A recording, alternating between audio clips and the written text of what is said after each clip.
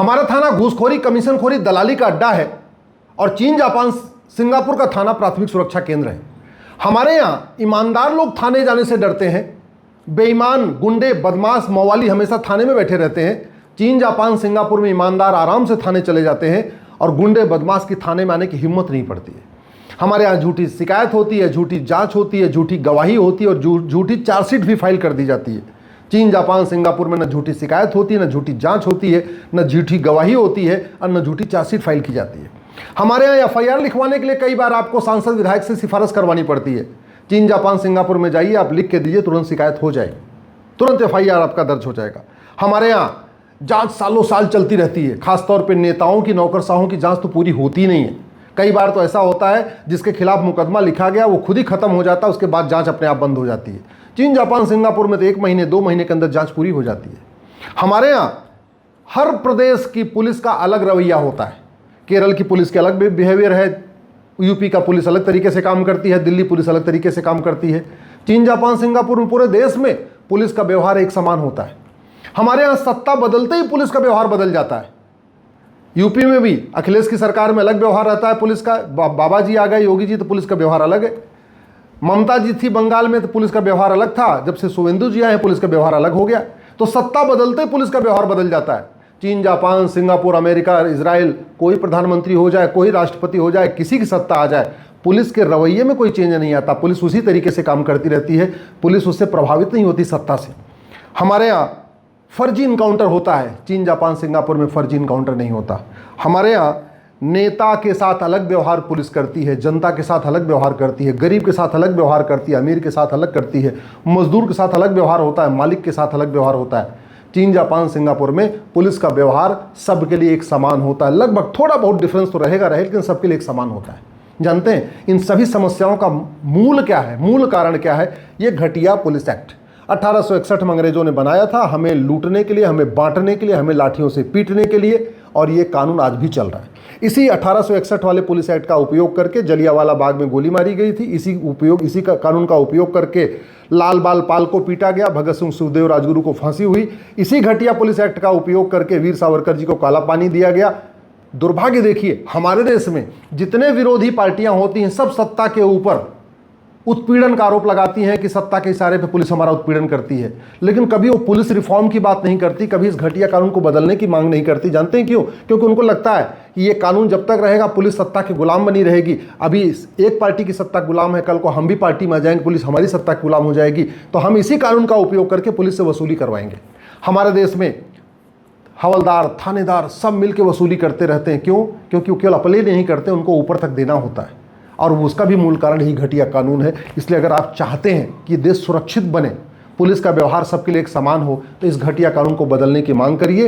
एक 1 nation 1 police code लागू करने की मांग करिए, पुलिस चार्टर लागू करने की मांग करिए, 1 नेशन 1 पिनल कोड लागू करने की मांग करिए, एक इन्वेस्टिगेशन चार्टर लागू करने की मांग करिए।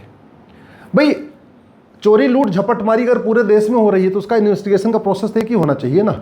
हत्या, बलात्कार पूरे देश में हो रहा है तो हत्या में क्या क्या हमें सवाल पूछने हैं, 20 सवाल, 50 सवाल, उसकी लिस्ट होनी चाहिए, स्टैंडर्ड एक लिस्ट बन जानी चाहिए। बलात्कार में हमें कितने सवाल पूछने हैं, मान लो 50 सवाल पूछने हैं, 60 सवाल पूछने हैं, 50 पॉइंट के ऊपर जांच करनी है, उसका एक स्टैंडर्ड फॉर्मेट होना चाहिए, पूरे देश की पुलिस उसके लिए जांच करना चाहिए। ऐसा तो नहीं होना चाहिए ना कि हत्या के केस में यूपी की पुलिस अलग जांच करे, बिहार की पुलिस अलग जांच करे, बंगाल की पुलिस अलग जांच करे। एक हमें अपराध के हिसाब से एक स्टैंडर्ड क्वेश्चनर बना लेना चाहिए। आतंकवाद में ये हमारे 100 सवाल होंगे, अलगाववाद में ये 100 सवाल होंगे, माओवाद नक्सलवाद में ये सवाल होंगे, हत्या बलात्कार में ये सवाल होंगे, साइबर फ्रॉड में ये सवाल होंगे। जो भी हमें जांच करने का एक स्टैंडर्ड फॉर्मेट होना चाहिए। इसी तरीके से एक स्टैंडर्ड एविडेंस, हमें एविडेंस चार्टर होना चाहिए हमारे पास पूरे देश में कि किस अपराध में क्या क्या एविडेंस इकट्ठा करना है, किस अपराध में क्या क्या हमें बिंदुओं के ऊपर सबूत इकट्ठा करना है, उसका एक स्टैंडर्ड फॉर्मेट होना चाहिए, जिससे आज सबूत के अभाव में कोई दोषी छूट ही न पाए। अभी तो होता क्या है कि पुलिस पैसा ले लेती है, स्टैंडर्ड फॉर्मेट है नहीं, हर जो आईओ है, जो हर जांच करने वाला अपने हिसाब से जांच कर देता है। जब उसको पैसा मिल जाता है तो पैसा जिस काम के लिए मिलता, पैसा अगर गलत जांच करने के लिए मिलता है तो गलत जांच कर देता, पैसा सही जांच करने के लिए मिलता है तो सही जांच कर देता है। कुल मिला के वो पैसा लेता ही लेता है, सही जांच करने का भी पैसा लेता है, गलत जांच करने का भी पैसा लेता है। चीन, जापान, सिंगापुर में ऐसा नहीं होता है। और यहाँ इसलिए हो रहा है कि ना हमारे पास पुलिस चार्टर है, ना हमारे पास एविडेंस चार्टर है, ना हमारे पास इन्वेस्टिगेशन चार्टर है, ना पुलिस की अकाउंटेबिलिटी, रिस्पॉन्सिबिलिटी फिक्स करने के लिए हमने कोई प्रोसेस अपनाया है। तो मनमानी चल रही है, फिर वही मनमानी चलती जा रही है। अगर हमें वास्तव में इस देश में रूल ऑफ लॉ कायम करना है तो सबसे पहले हमें ये जो भारतीय न्याय संहिता बनी है ना, इसको हटा के, जैसे अमेरिका का ये फेडरल पिनल कोड है ना, ऐसा one nation one penal code लागू करना चाहिए। ये जो हमने घटिया 50 कानूनों का मकड़जाल बना रखा है, उस मकड़जाल को बंद करना चाहिए। जैसे यूएस में ये फेडरल पिनल कोड है, आपको दिख रहा होगा, इसमें हर अपराध का एक चैप्टर है। हमारे देश में हर अपराध का एक अलग कानून है, जैसे घूसखोरी का अलग कानून, जमाखोरी का अलग कानून, मिलावटखोरी का अलग कानून, कालाबाजारी अलग कानून। तो हमने 50 घटिया कानूनों का मकड़जाल बना रखा है। यूएस में क्या किया उन्होंने, 50 कानून नहीं बनाए, का एक ही किताब बनाई, एक ही कानून बनाया, इसी में 150 चैप्टर बना दिए। और चैप्टर वाइज से फायदा क्या होता है, अल्टीमेटली सजा होगी कि नहीं होगी इस बात पे डिपेंड करता है कि एफआईआर कैसा लिखा गया है। एफआईआर लिखने वाला कौन होता है, सिपाही। सिपाही की क्वालिफिकेशन क्या है, 10वीं पास। 10वीं पास या 12वीं पास सिपाही जो एफआईआर लिखता है वो इतना काबिल नहीं है कि 50 कानूनों को पढ़े और 50 कानूनों की धारा को देखे और उसके बाद एफआईआर करे। अगर उसके पास एक सिंगल किताब होगी, कोई भी व्यक्ति आएगा जो भी अपराध बताएगा सीधे इसके इंडेक्स में जाएगा, इंडेक्स में चैप्टर 1, चैप्टर 2, चैप्टर 5, चैप्टर 10, और जब चूंकि दिन भर में 20 एफआईआर लिखेगा, 20 बार इसका इंडेक्स खोलेगा, तो कुछ ही दिन के बाद उसको चैप्टर याद हो जाएंगे कि चोरी लूट झपटमारी का ये चैप्टर है, हत्या बलात्कार का ये चैप्टर है, साइबर फ्रॉड का ये चैप्टर है। फिर एफआईआर लिखना आसान हो जाएगा। और अगर एफआईआर अच्छा लिखा जाएगा तो जांच अच्छी होगी, और जब एफआईआर अच्छा होगा, जांच अच्छी होगी, गवाही अच्छी होगी, तो ट्रायल अच्छा होगा, फिर मुकदमे की जल्दी सुनवाई होगी, फिर सज़ा भी होगी। साथ ही साथ अब समय आ चुका है कि इस कानून में हमारे देश में झूठी शिकायत, झूठी जांच, झूठी गवाही को सीरियस क्राइम डिक्लेयर कर दें। और जब भी कोई व्यक्ति थाने आए एफआईआर लिखवाने, तो जब भी वो एफआईआर शिकायत करे उससे अंडरटेकिंग ले लिया जाए कि जो कुछ मैंने लिखवाया है सही है, और अगर ये हमारी शिकायत गलत पाई गई तो मैं जानता हूँ मुझे 10 साल की सज़ा होगी। झूठी शिकायत आदमी करेगा नहीं। एफआईआर लिखते समय भी अगर अंडरटेकिंग ले लिया जाए कि जो हमने एफआईआर लिखा है बिल्कुल सही है, अगर ये एफआईआर गलत निकली तो मैं जानता हूँ उसमें 10 साल की सज़ा होगी, गलत झूठी एफआईआर होगी नहीं। जांच करने वाले से अंडरटेकिंग ले लिया जाए कि जो मैंने जांच किया बिल्कुल ठीक है, मुझे पता अगर मैं झूठी जांच करूँगा मुझे 10 साल की सज़ा होगी, झूठी जांच नहीं होगी। गवाही देने वाले से अंडरटेकिंग ले लिया जाए कि जो मैं गवाही दे रहा हूं बिल्कुल सही है और मुझे पता है कि फर्जी गवाही, झूठी गवाही सीरियस क्राइम में मुझे 10 साल की सजा होगी, लोग झूठी गवाही नहीं देंगे। जब झूठी शिकायत बंद हो गई, झूठी एफआईआर बंद हो गई, झूठी जांच बंद हो गई, झूठी गवाही बंद हो गई, 50% मुकदमे तो ऐसे ही बंद हो जाएंगे और आगे से फर्जी केस नहीं आएंगे।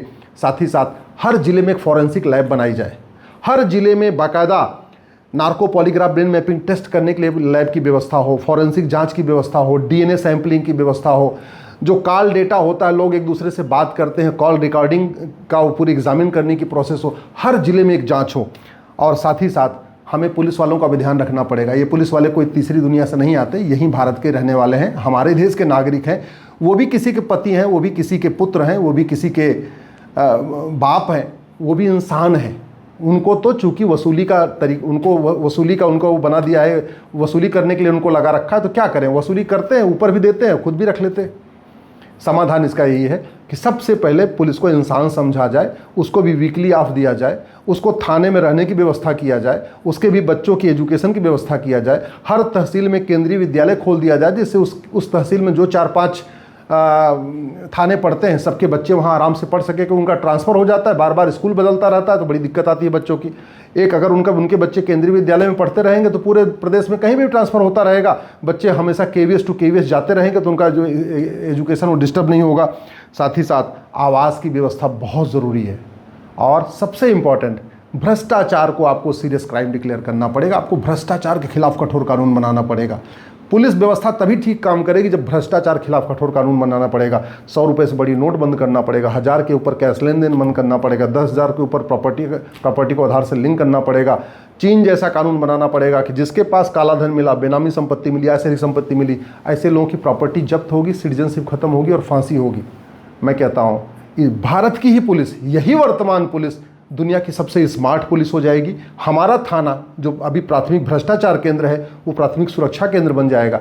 लेकिन आपको नियम कानून बदलना पड़ेगा। गांधीवाद, नेहरूवाद, लोहियावाद, अंबेडकरवाद, पेरियारवाद की बात करने से पुलिस अच्छी नहीं होगी। सुबह से लेकर शाम तक तू मैं आरोप प्रत्यारोप, नूरा कुश्ती, बतौलेबाजी करने से भारत की पुलिस नहीं बदलेगी। पुलिस बदलेगी जब नियम कानून बदलेगा। पुलिस बदलेगी जब हम इंफ्रास्ट्रक्चर चेंज करेंगे। और पुलिस बदल जाएगी अगर हमारा थाना प्राथमिक सुरक्षा केंद्र हो गया तो ये देश सुरक्षित हो जाएगा।